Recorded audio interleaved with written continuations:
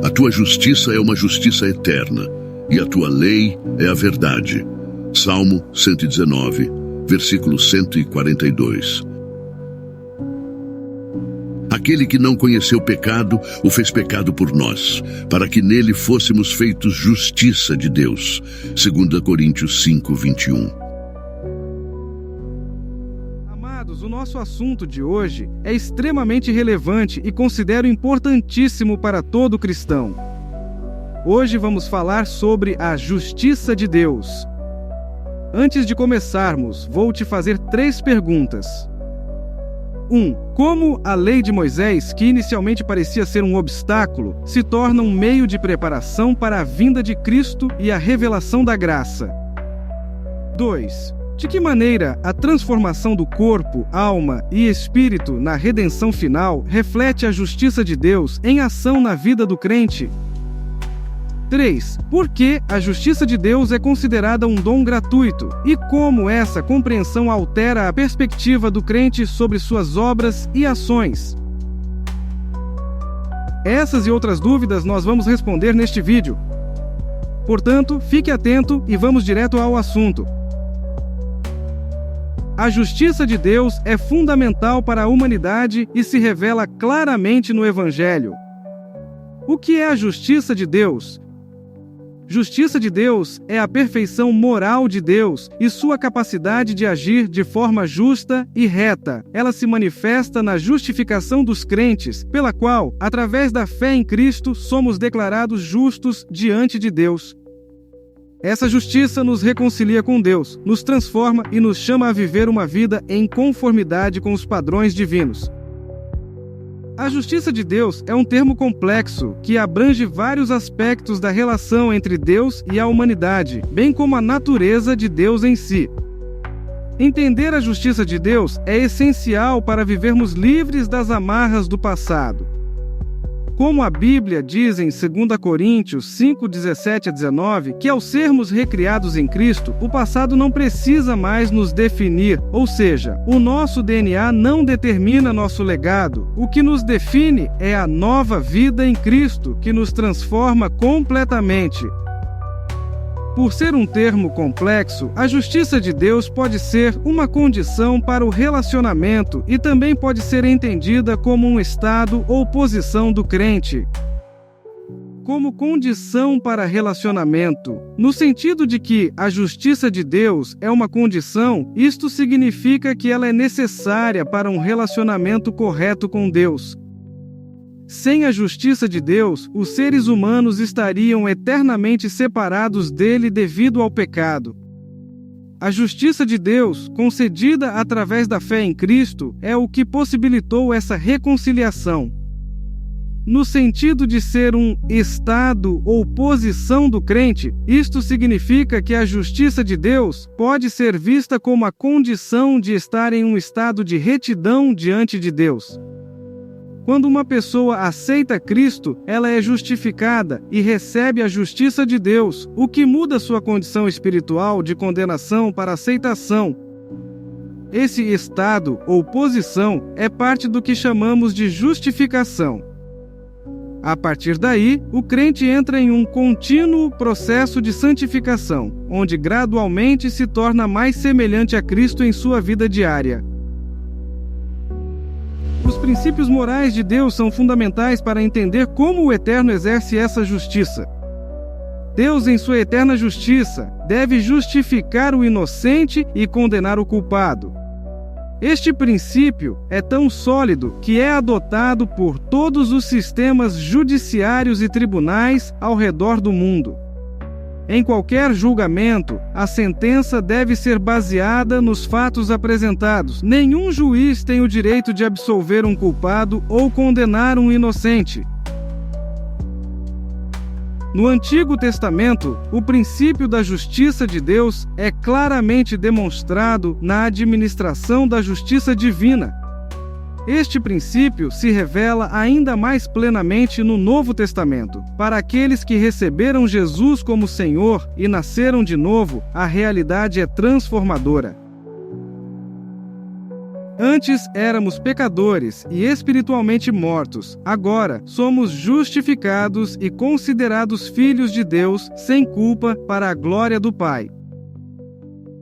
Aqui estão alguns versículos que encontramos na Bíblia que nos mostram os princípios morais de Deus em relação à sua justiça.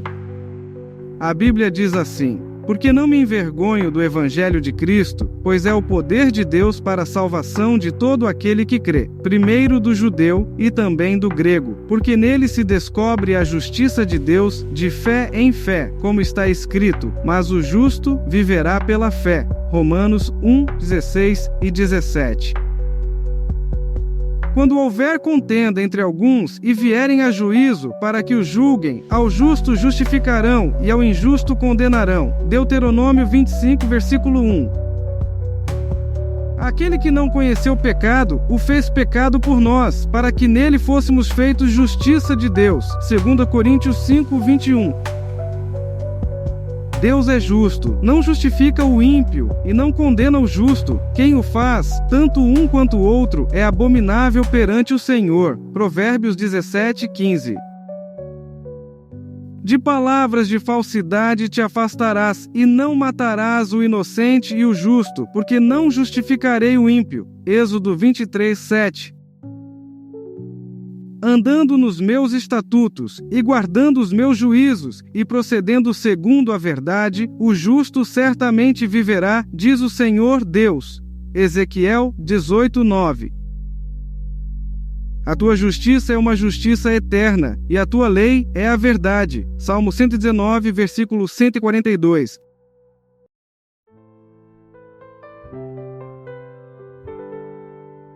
Definições: justiça.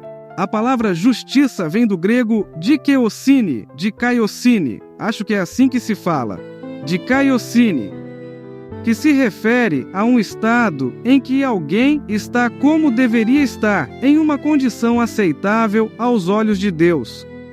No contexto bíblico, a justiça é profundamente vinculada à verdade absoluta de Deus. Ela é salvífica e redentora, restaurando ou estabelecendo a justiça original através do perdão e da misericórdia divina. Justificação. Justificação é um ato livre da graça de Deus, pelo qual Ele nos redime dos nossos pecados e nos aceita como justos diante de si, mediante a fé em Cristo.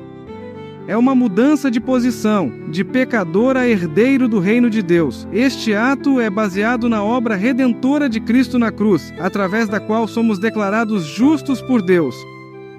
Justiça de Deus. A justiça de Deus é a capacidade de estar diante dele sem medo, culpa ou condenação, podendo chamá-lo de Pai. Na Bíblia, os termos justo ou reto são usados como sinônimos e se referem à mesma realidade da justiça de Deus.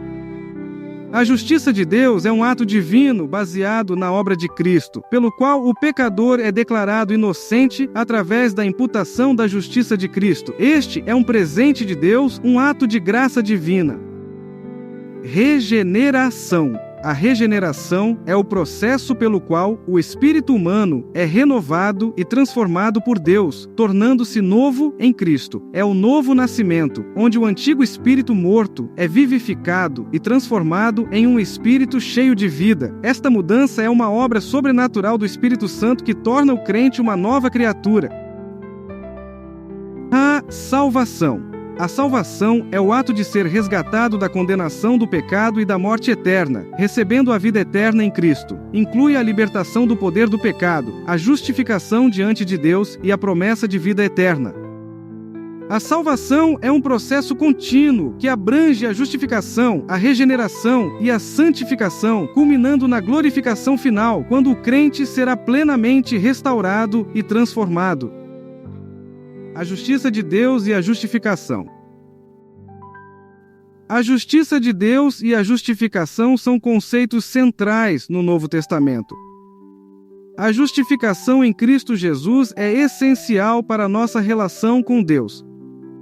Por meio da justificação, somos colocados diante de Deus em uma posição de aceitação e regeneração, como descrito em Romanos 5:1. Olha como isso é importante. Sem essa justiça, não podemos ter paz com Deus, não podemos viver pela fé ou experimentar a vida cristã plena, conforme Romanos 1,17 nos ensina.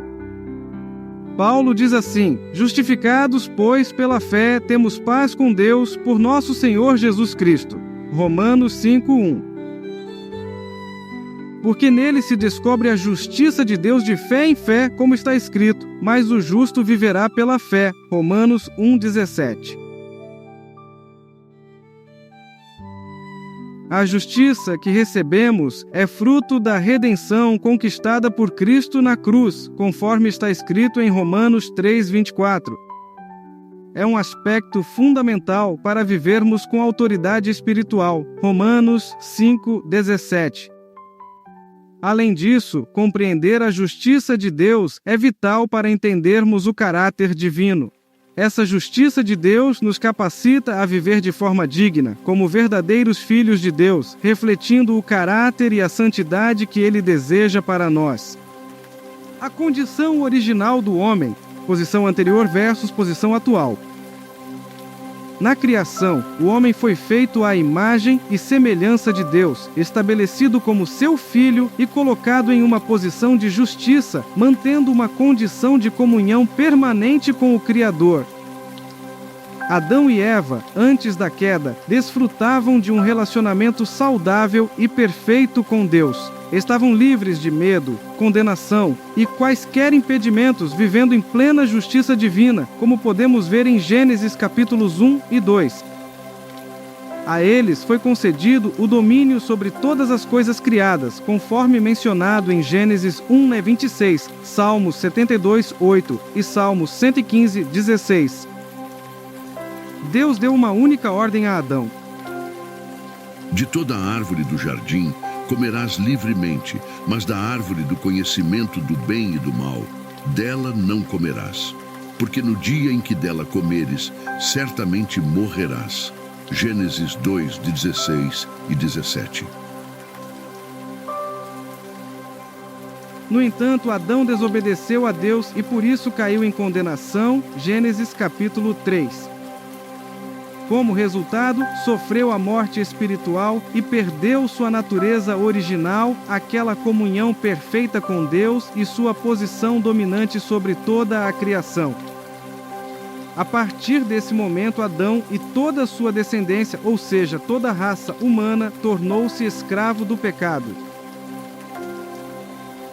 A desobediência trouxe consigo não apenas o medo, a vergonha, a fome, o frio, um senso de culpa, um complexo de inferioridade e uma sede de justiça para a qual o homem havia sido criado, mas também resultou em uma profunda separação espiritual de Deus.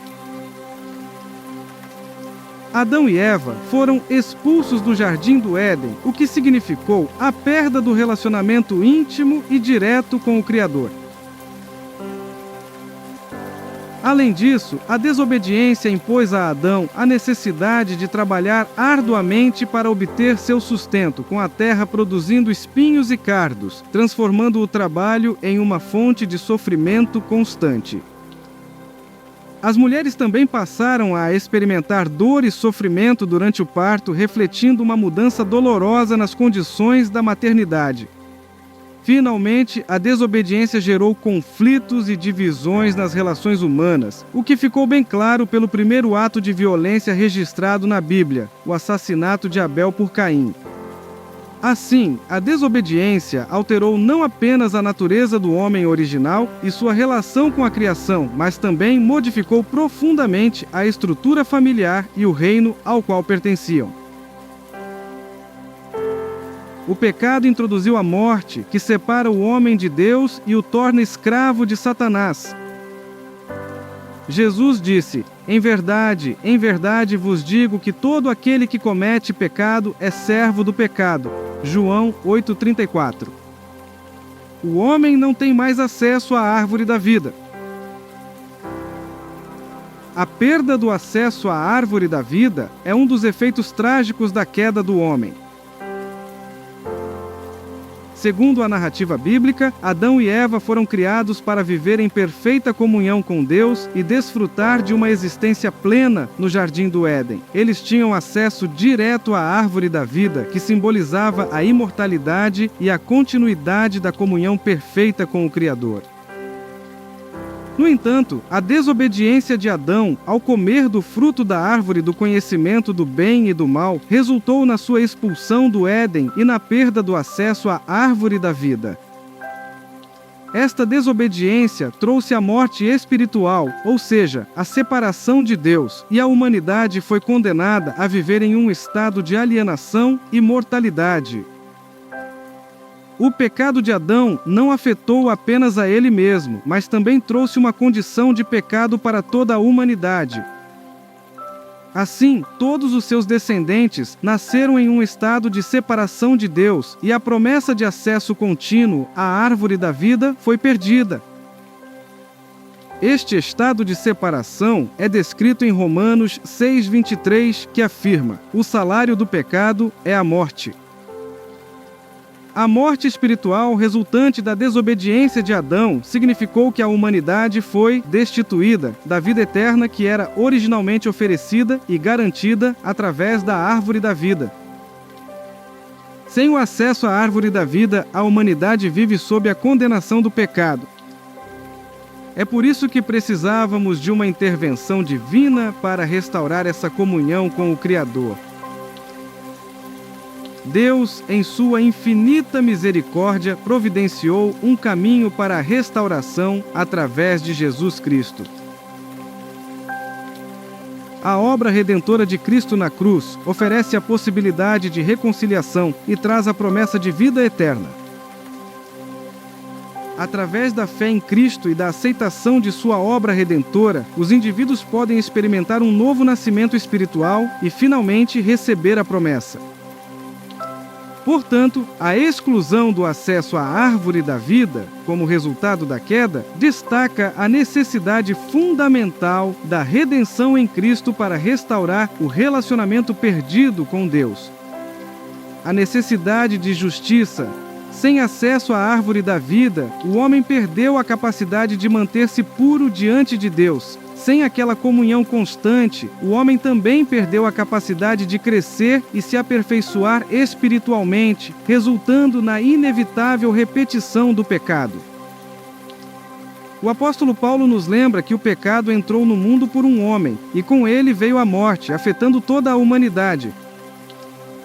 A Bíblia afirma que não é apenas Adão que pecou, todos pecaram e destituídos estão da glória de Deus. Tanto judeus quanto gentios estão igualmente imersos no pecado e sem Cristo é impossível reverter essa condição. Em Romanos, Paulo descreve como os gentios, apesar de terem uma revelação geral de Deus através da criação, se desviaram para a idolatria e a corrupção moral. Essa corrupção é uma consequência direta da rejeição do conhecimento de Deus e da troca da verdade por mentiras. A idolatria leva a uma degradação moral, onde a injustiça se espalha e a relação com Deus se deteriora. Os judeus, assim como os gentios, também pecaram.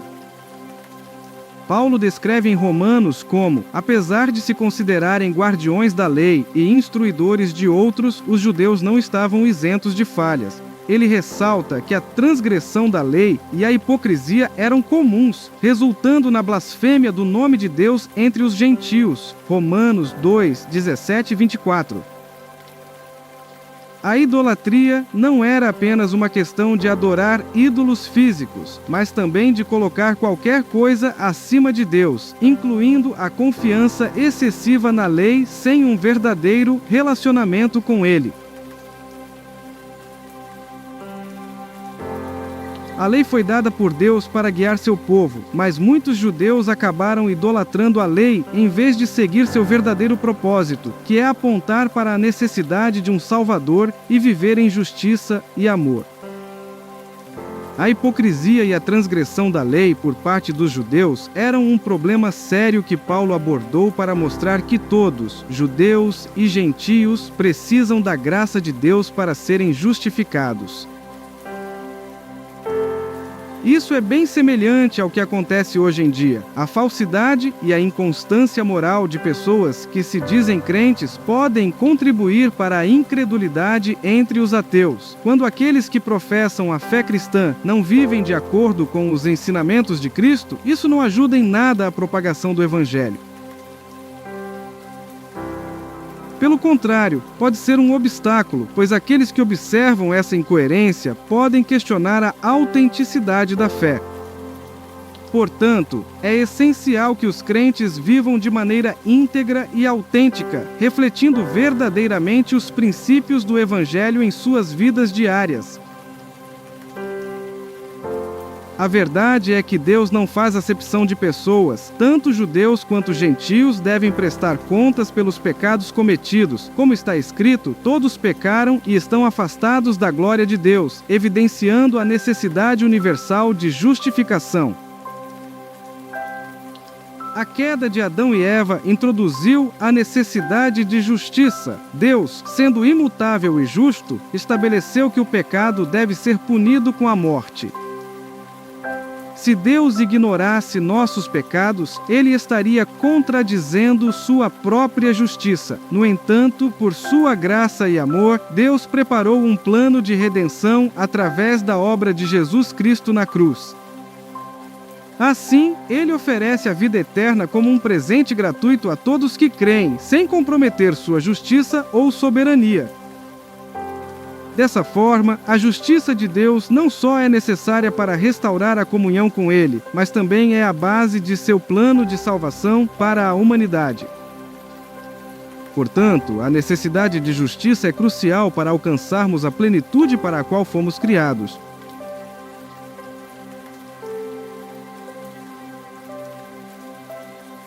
Agora presta atenção. Vamos falar sobre o cumprimento da lei por Jesus.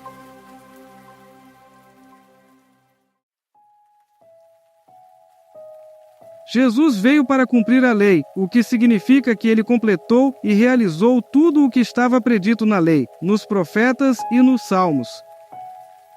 A lei mosaica deveria permanecer em vigor até que tudo se cumprisse. Conforme Jesus afirmou, porque em verdade vos digo que, até que o céu e a terra passem, nem um jota ou um tio jamais passará da lei, sem que tudo seja cumprido. Mateus 5,18. Jesus cumpriu essas escrituras em vários momentos de seu ministério e vida. 1. Em Jerusalém, ele anunciou que tudo o que estava escrito a respeito dele pelos profetas se cumpriria em sua missão.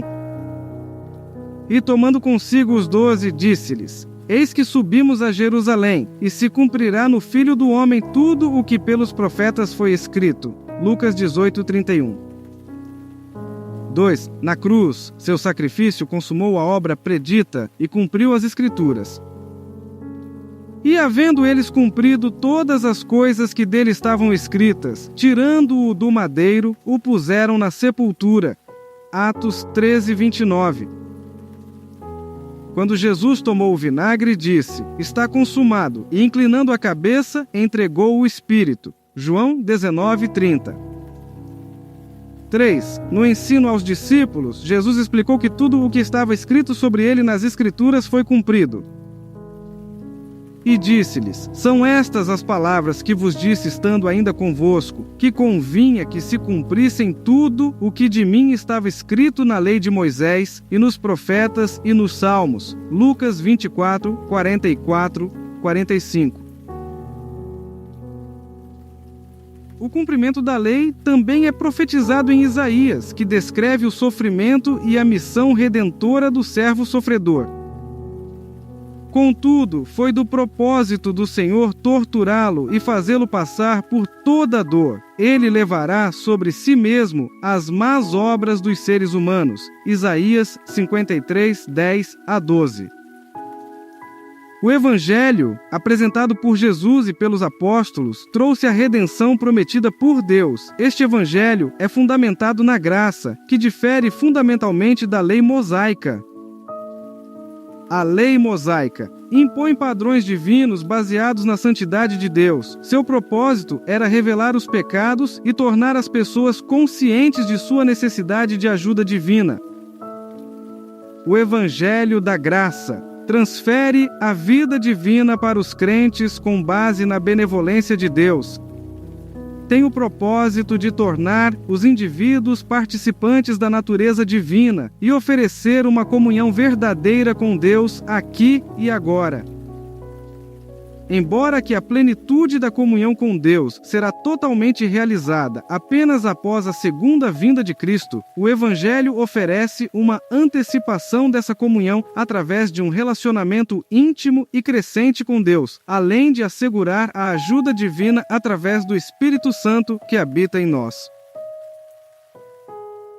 Assim, Jesus cumpriu a lei não apenas obedecendo a seus mandamentos, mas também cumprindo as profecias de redenção que ela apontava. A lei revelou a necessidade de salvação, enquanto o Evangelho de Cristo oferece a solução para essa necessidade. Diferença entre a lei versus a graça. A lei foi dada por Moisés e revelou os pecados, expondo a separação entre Deus e o homem. Ela condena o pecador e não possui o poder de perdoar pecados, estabelecendo uma demanda constante por justiça. Especificamente, a lei foi escrita em tábuas de pedra e gerava um véu sobre a mente, limitando a compreensão completa de Deus e de sua vontade. Em contraste, a graça veio por meio de Jesus Cristo, oferecendo uma nova forma de se relacionar com Deus e proporcionando redenção. Na cruz, Jesus rasgou o véu que separava a humanidade de Deus, eliminando a barreira e permitindo um acesso direto à sua presença. A graça redime o pecador e purifica a consciência, oferecendo perdão e justiça através da obra de Cristo. Diferente da lei, que era escrita em tábuas de pedra, a graça é escrita no coração e proporciona liberdade, substituindo o véu da lei. Amados, a lei mosaica, com todos os seus rituais e sacrifícios, não tinha o poder de justificar plenamente o homem. O propósito eterno de Deus, tanto antes quanto agora na nova aliança, sempre foi a redenção pela fé no Messias. Assim, a justiça que é oferecida através da nova aliança se fundamenta na graça e não nas obras da lei, pois o Messias é Jesus. A justiça na nova aliança, portanto, não depende da observância da lei mosaica. Em vez disso, é baseada na graça de Deus, conforme o apóstolo Paulo tão bem defende e explica no livro de Gálatas. A lei não anula a promessa, Gálatas 3,17. A promessa de justificação sempre esteve ligada à fé no Messias. O profeta Jeremias também antecipa esta nova aliança com uma revelação poderosa. Ele profetizou que Deus faria uma nova aliança com a casa de Israel e a casa de Judá. Uma aliança diferente da aliança que ele fez com seus pais quando os tirou do Egito. Nesta nova aliança, Deus prometeu colocar sua lei no interior das pessoas, escrevendo-a em seus corações. Ele seria o Deus deles e eles seriam seu povo, com a garantia de que todos o conheceriam e seus pecados seriam perdoados. Jeremias 31, 31, 34. Essa promessa aponta para a realização perfeita da justiça de Deus através de Cristo. A graça é revelada na obra da cruz. Cristo pagou a totalidade da pena do pecado. Essa graça está disponível a todos que creem, independentemente do merecimento humano. Deus oferece perdão e redenção não com base em mérito, mas por sua bondade e amor imensurável. A graça, então, é o oposto do que merecemos. Ela representa o favor divino concedido aos que, na verdade, mereciam o contrário. Assim, a graça de Deus se destaca como um presente imerecido. A morte de Jesus. Jesus experimentou a morte física, embora nunca tenha cometido pecado. Ao assumir os pecados da humanidade, ele enfrentou a penalidade do pecado em nosso lugar. A questão frequentemente levantada é: se o salário do pecado é a morte, como Jesus, que não pecou, pôde morrer? A dúvida é válida e a resposta é simples. A resposta está em 2 Coríntios 5:21, que afirma que Jesus se fez pecado por nós, e em Gálatas 3:13, que diz que Jesus se tornou maldição por nós, apesar de sua pureza. Isso significa que, embora sem pecado, ele carregou as consequências do pecado, incluindo a morte física. Jesus, ao assumir a culpa e a penalidade dos nossos pecados, tornou-se maldito e recebeu o salário dos nossos pecados, que é a morte. Esse ato de amor e graça garantiu nossa salvação. Como descrito em 2 Coríntios 5:21, sua morte, em substituição à nossa, foi essencial para o plano de salvação. Além disso, a natureza voluntária do sacrifício de Cristo está clara em Mateus 26:2 e João 10:17-18, onde Jesus explica que sua morte foi um ato de sua própria vontade e poder, cumprindo o plano divino predito pelos profetas. O significado de está consumado. Quando Jesus exclamou, está consumado, em João 19:30, esta frase destaca o cumprimento da obra redentora na cruz, sinalizando que ele havia completado a missão dada por Deus Pai. Esse momento marcou o término da expiação dos pecados sob a lei mosaica e a inauguração da nova aliança, estabelecida por meio de sua morte na cruz. A ressurreição e a conclusão do plano de redenção. Apesar da morte de Jesus ter completado a expiação necessária, o plano de Deus para a redenção da humanidade ainda precisava ser plenamente realizado. A ressurreição de Jesus era necessário para cumprir as profecias e os propósitos divinos estabelecidos. Ao ressuscitar dos mortos, Deus confirmou a eficácia da obra de salvação e validou tudo o que havia sido predito sobre o Messias. A morte de Jesus e sua ressurreição são fundamentais para compreender a profundidade de seu sacrifício e a vitória sobre o pecado e a morte. Como o apóstolo Paulo afirma, e se Cristo não ressuscitou, logo é vã a nossa pregação e também é vã a vossa fé. 1 Coríntios 15:14. Base legal para a justiça. Justiça é dom de Deus. O termo dom refere-se a uma dádiva ou presente, algo que é oferecido sem a necessidade de qualquer pagamento ou obra da nossa parte. Quando você recebe algo em troca de algo que fez, isso não é um presente, mas uma recompensa ou pagamento semelhante a um salário. Por isso, Paulo disse que o salário do pecado é a morte, Romanos 6:23. Ou seja, a recompensa do pecado é a morte. A justiça de Deus é um dom oferecido gratuitamente. No entanto, esse dom é recebido pela fé. A fé é o sim que aceita o que Deus oferece, como está escrito em Romanos 3:22 e Romanos 5:1. Quando recebemos a justiça mediante a fé em Cristo, ocorre uma mudança de posição. Antes éramos pecadores, agora somos redimidos. Esse é o processo conhecido como justificação.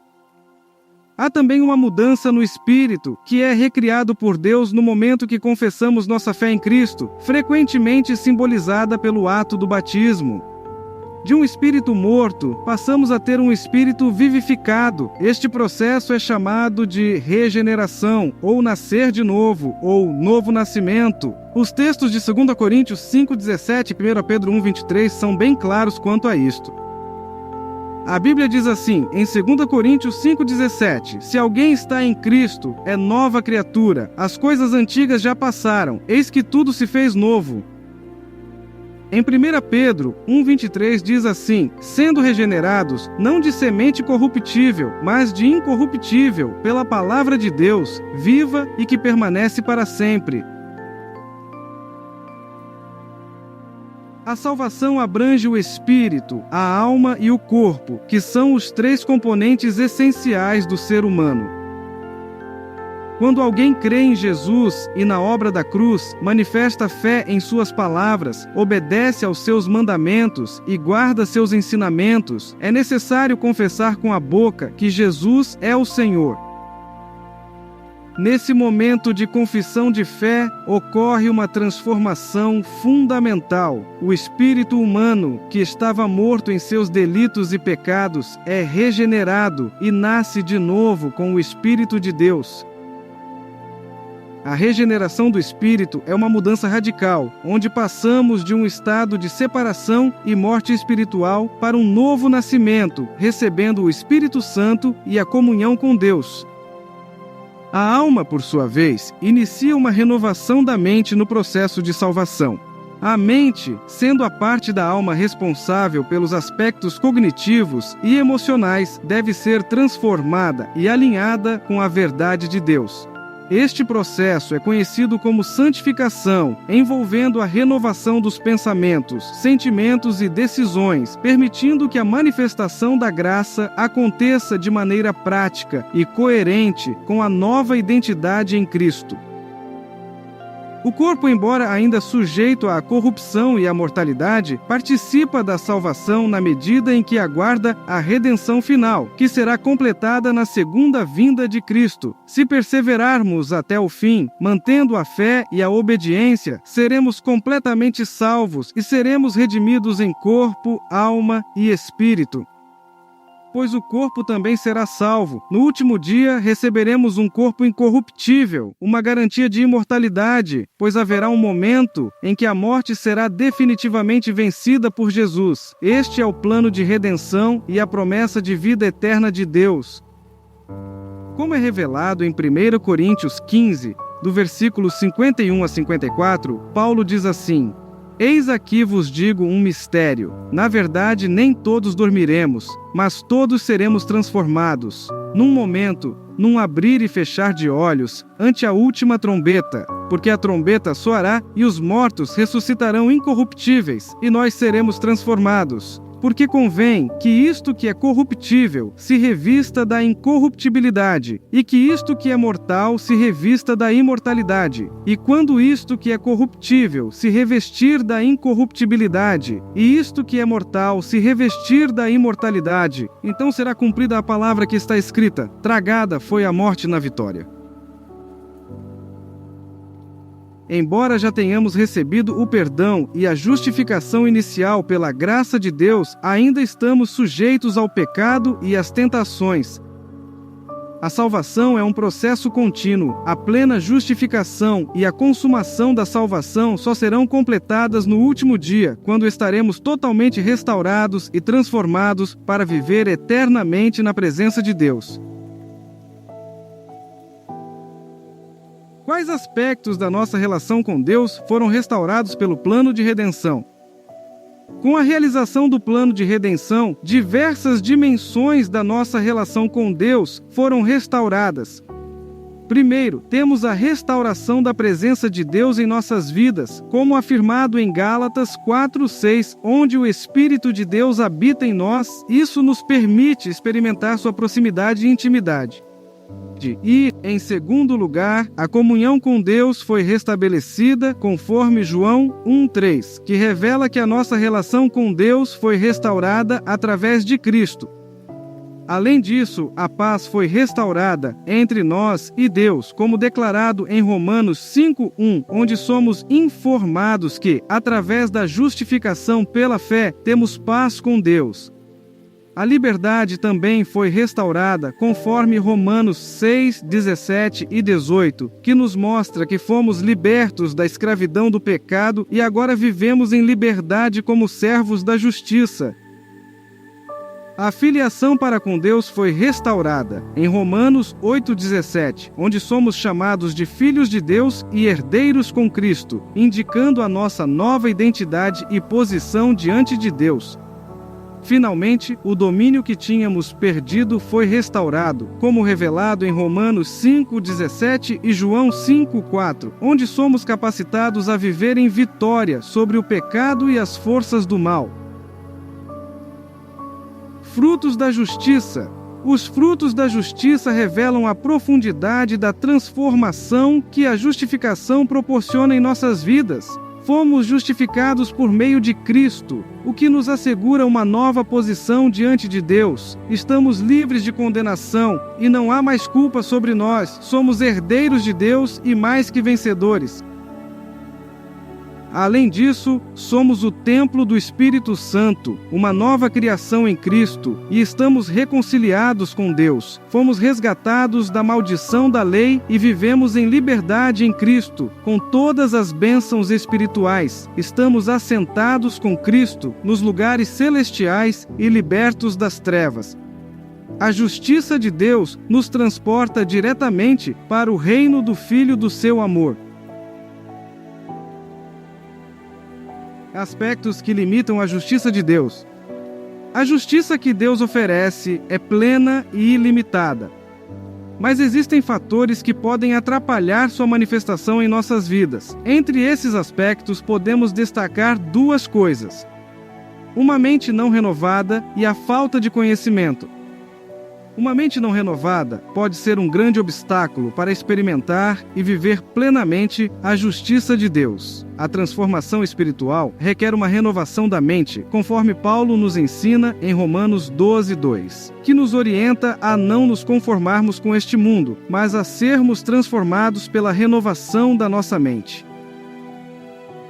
Uma mente não renovada pode manter padrões de pensamento antigos que não estão alinhados com a justiça e a verdade reveladas em Cristo.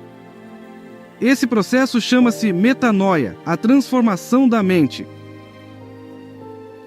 Falta de conhecimento. A falta de conhecimento da palavra de Deus também inibe nossa capacidade de viver a justiça de Deus. A justiça de Deus é ilimitada e disponível para todos que creem, mas para experimentá-la plenamente é essencial ter um entendimento correto das Escrituras.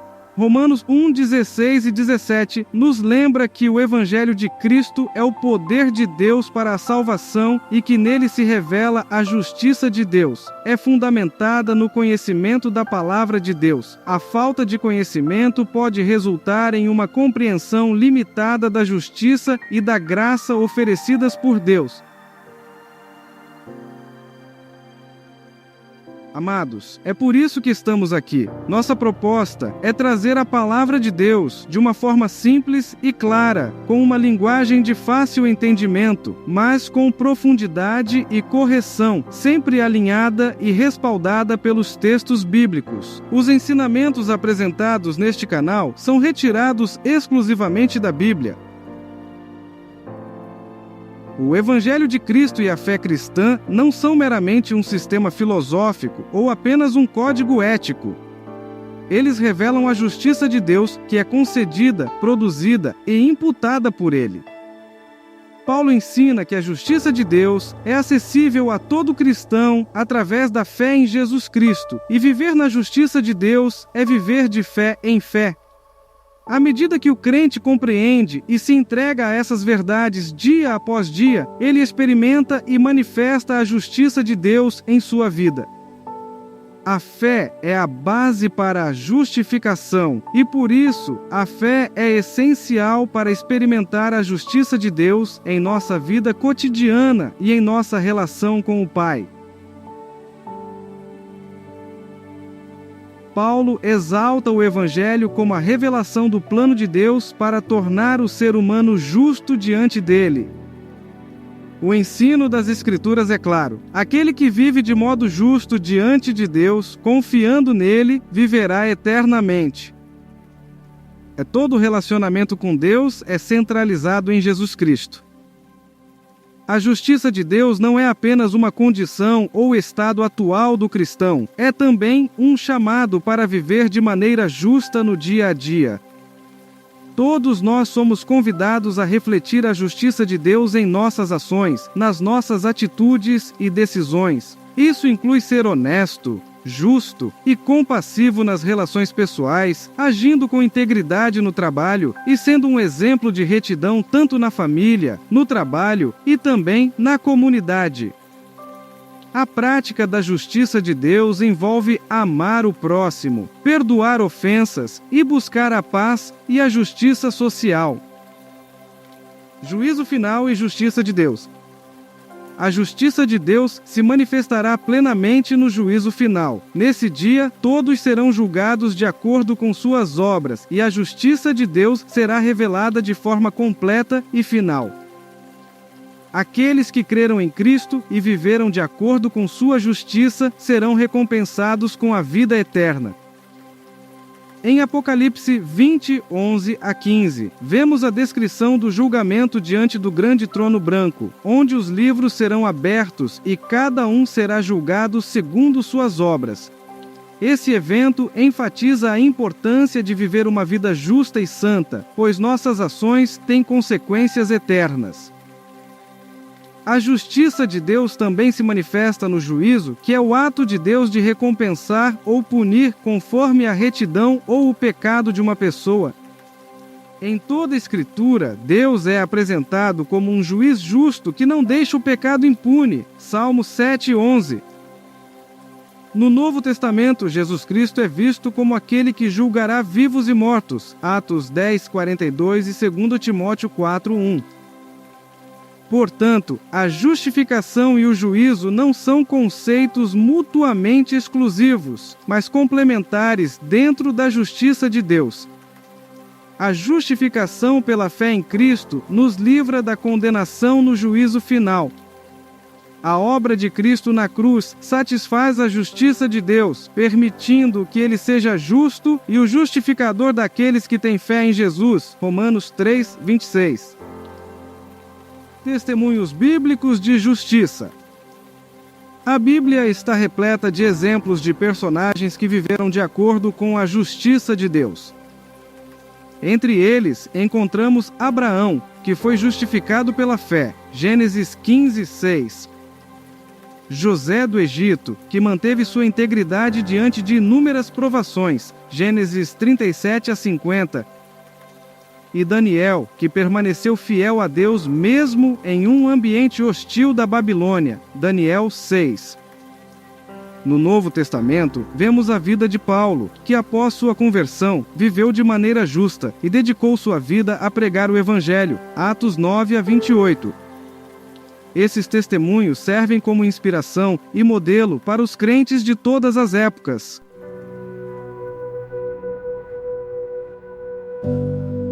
Amados, estamos chegando ao final e após tudo que foi apresentado, podemos agora responder com segurança as 3 perguntas iniciais do vídeo.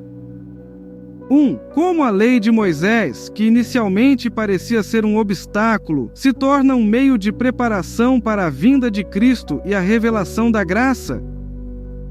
Resposta: a lei de Moisés não tinha o poder de justificar plenamente o homem, mas servia para revelar o pecado e preparar o povo para a vinda de Cristo, que traria a redenção pela fé. 2. De que maneira a transformação do corpo, alma e espírito na redenção final reflete a justiça de Deus em ação na vida do crente? Resposta: ao receber Jesus como Senhor, os crentes são justificados e considerados filhos de Deus, o que implica uma transformação profunda em suas vidas. 3. Por que a justiça de Deus é considerada um dom gratuito e como essa compreensão altera a perspectiva do crente sobre suas obras e ações?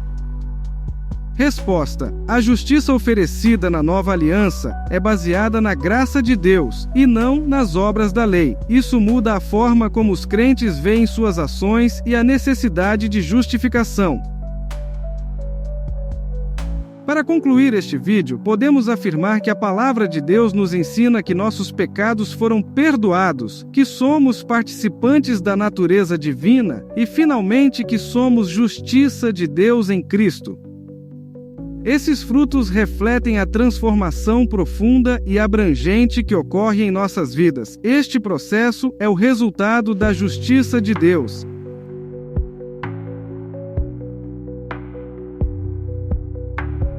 Muito bem, agradeço você por assistir até aqui e caso ainda não seja inscrito no canal, considere se inscrever para receber mais conteúdos como este. Peço a você que compartilhe esta mensagem para que outras pessoas possam entender um pouco mais sobre a justiça de Deus. E que Deus nos abençoe sempre. Amém.